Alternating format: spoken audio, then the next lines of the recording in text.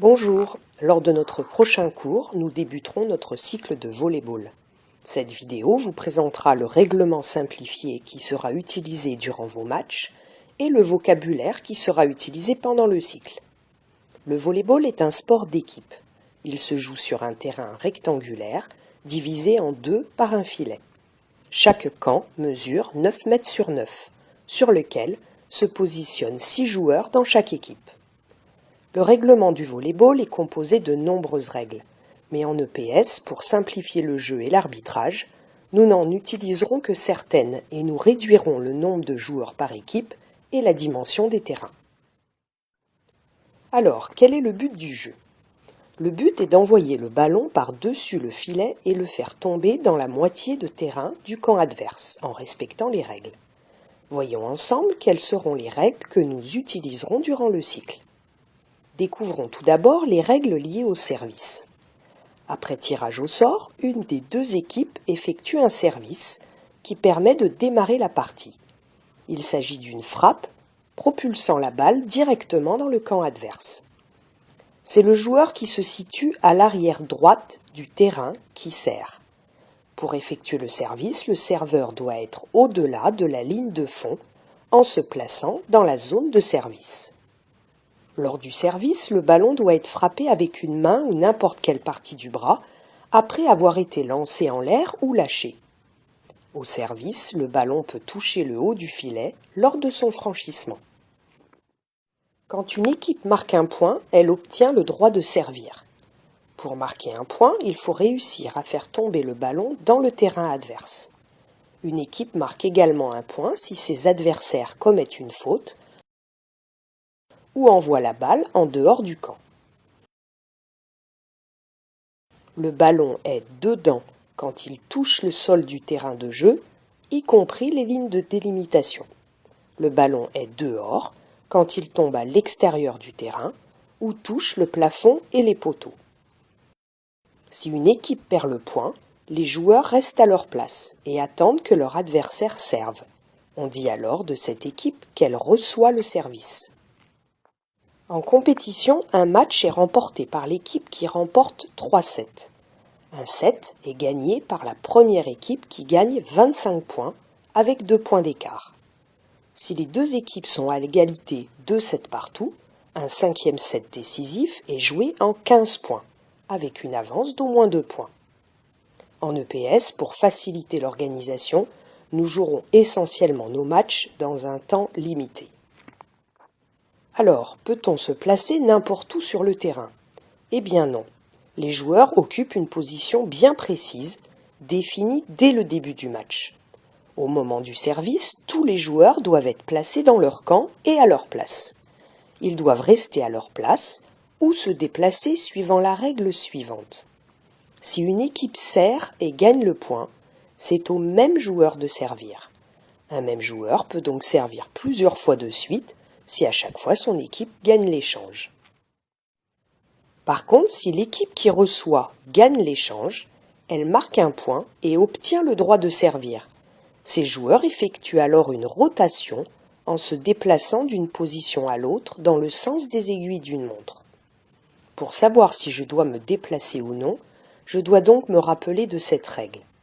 Je me déplace d'un cran dans le sens des aiguilles d'une montre si et seulement si mon équipe a gagné le point et si nous n'avions pas le service avant de gagner l'échange. Dans tous les autres cas, si nous avons perdu l'échange ou si nous avons gagné et que nous avions déjà le service, je reprends ma place. Quand nous serons 4 sur le terrain, 2 joueurs seront positionnés à l'avant et 2 à l'arrière. La rotation s'effectuera donc ainsi. Si nous sommes 3, 2 joueurs seront à l'arrière et 1 à l'avant. La rotation s'effectuera en triangle. Dans les 2 cas, ce sera le joueur à l'arrière droite qui servira. Mais nous serons aussi amenés à jouer à 2 dans une équipe. Par conséquent, lorsque nous récupérerons le service, nous tournerons simplement en passant d'avant en arrière et inversement. Enfin, voyons les règles supplémentaires que nous retiendrons pour pouvoir jouer ensemble et garder l'esprit du jeu. En volley-ball, le ballon est joué en le frappant avec n'importe quelle partie du corps. Mais en EPS, nous nous concentrerons uniquement sur les mains et nous ne pourrons ni utiliser les pieds ni la tête. De plus, le ballon doit être frappé nettement. Il ne doit ni être tenu, ni être porté, ni lancé. Chaque équipe a le droit au maximum à 3 touches de balle avant de l'envoyer dans le camp adverse. Le contre, qui est l'action de sauter seul au filet pour bloquer immédiatement le smash de l'adversaire, ne compte pas comme une touche de balle. Si par exemple un joueur saute pour essayer de contrer une attaque de l'adversaire et touche le ballon, ses partenaires peuvent ensuite toucher 3 fois la balle avant de la renvoyer.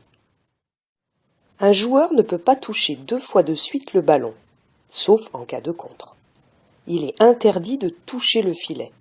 Par contre, si le ballon est envoyé dans le filet, il peut être repris par les joueurs avant qu'il ne touche le sol, si l'équipe n'avait pas déjà effectué ces 3 touches de balle. Le pied d'un joueur ne doit pas pénétrer complètement dans le camp adverse. Un joueur ne peut pas effectuer une frappe d'attaque si le ballon est encore dans l'espace de jeu adverse. Alors, résumons les règles essentielles en utilisant le vocabulaire spécifique au volley-ball.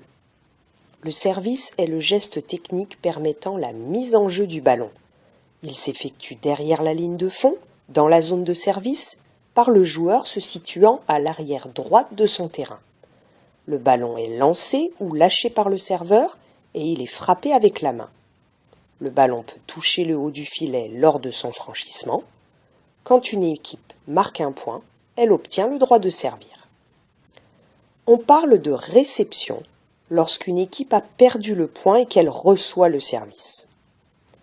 On parle de rotation à chaque point gagné sur le service de l'adversaire, lorsque chaque joueur tourne d'une place dans le sens des aiguilles d'une montre. On dit que le ballon est collé lorsque le ballon n'est pas frappé nettement, et si au lieu de repartir immédiatement des doigts, le ballon touche la paume et y reste collé avant de repartir. Il y a alors faute et le point est donné à l'adversaire. On appelle faute de fil lorsqu'un joueur touche le filet pendant un échange. On parle de faute de pied lorsqu'un joueur pose le pied en entier dans le terrain adverse. Une attaque est une action envoyant le ballon en direction de l'adversaire, à l'exception du service et du contre. Le contre est l'action des joueurs placés près du filet pour intercepter le ballon provenant du camp adverse en dépassant le haut du filet. Voilà, cette vidéo explicative est terminée et il ne me reste plus qu'à vous donner rendez-vous à votre prochain cours.